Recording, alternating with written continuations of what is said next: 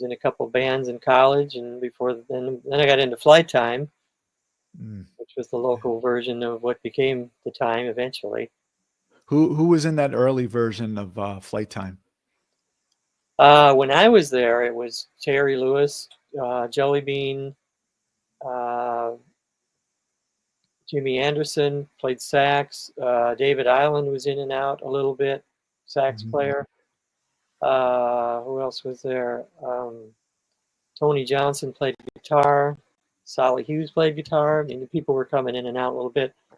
Cynthia Johnson was singing of Lip Sync when I first got in there. She wasn't there long because Funky Town had just come out, so she went to do that. But then Sue Ann Carwell came in for a while. Right. Great singer. She has sung on everybody. Well, Cynthia's a great singer too. They're all. But Sue Ann has sung on probably every record you can imagine, from Celine Dion to boy, I don't know, you name it. She's there. Right. Yeah. And Alexander O'Neill was the last one before the band split up in Flight Time. So we've had some great singers in that band. Yeah. So Prince getting together with putting the different pieces of the puzzle together to form the Time. How did that process go as far as being selected for that? And why did some other people get left out of the mix? And, how exactly how did that happen? That was mostly Morris's decision. It's back to the old story where Morris had written Party Up, or a piece of Party Up for Prince, and or Prince liked it and he wanted to use it, and he said, I'll either give you some money or I'll help you start a band. And so Morris obviously chose the band, and he just started deciding who. I suppose Prince had some input too, but so it was me, Terry, and initially it was me, Terry, Alex. Morris was going to play drums, and Jimmy, and how did that go? I forget how that went.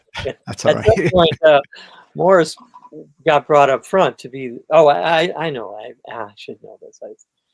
Too many years, Joe. I know. I never had notes when I did interviews. Just the last few years, I got some notes. There you go. Yeah.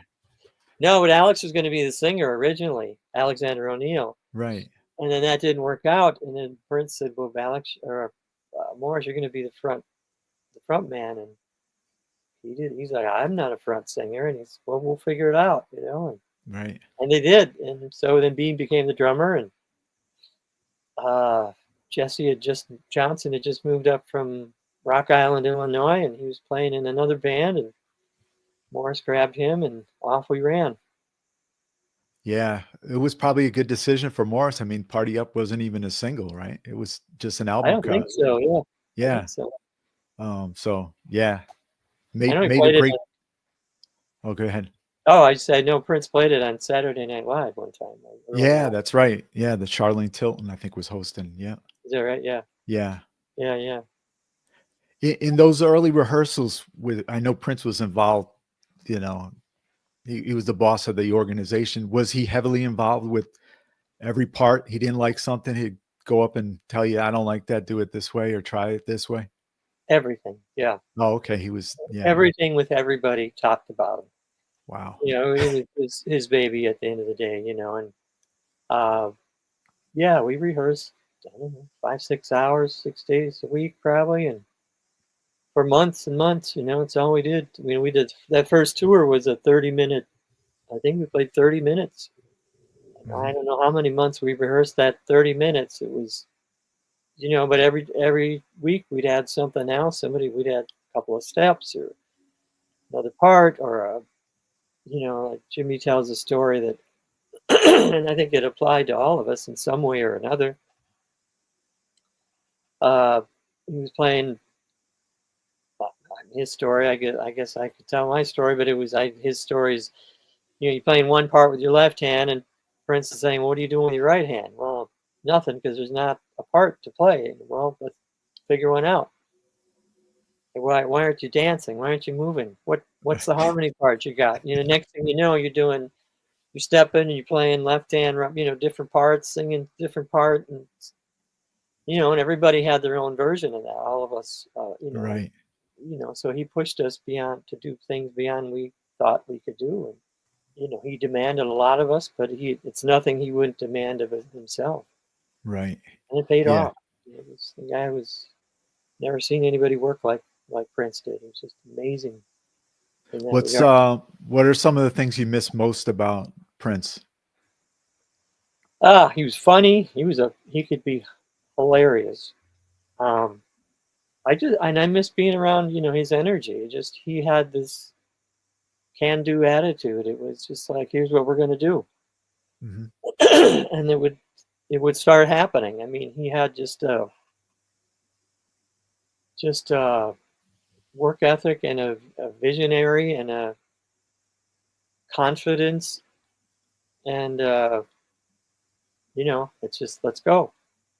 And it was just amazing, and it was really inspiring just to see, wow, you can do these things. Yeah. This is possible. And he kind of laid the template for inspiration for the rest of the musicians to have success themselves, I guess. Yeah, you know, when we first started with him, he said, he said, I had to bump my head a whole bunch of times to figure out what to do and what not to do. And I think this was after the Dirty Mind record, uh, when we started. And he said, I'm gonna show you what to do and what not to do. You know, you can get there a lot faster because I already know a lot of what not to do. Right. So he really helped a lot to get us where we were going a lot quicker, I think. Of the tours that you did, full-fledged tours with Prince, do you have a favorite one? Uh, well, I think the second one was I just because we were more. I mean, the first one, everything was so new. You know, it was uh, just everything was new. We were playing. Right. We started out in theaters.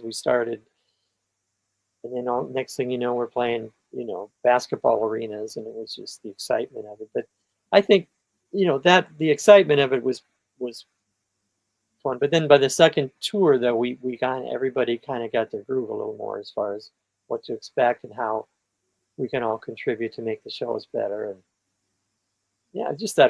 those whole we did two tours with him, the Controversy in 1999 and Out Forever, you know, just months on end with him. But it was fantastic. We were playing 5, 6 nights a week, probably, you know, hop on the Yeah. bus. Yeah. Next night we're somewhere else. Next night we're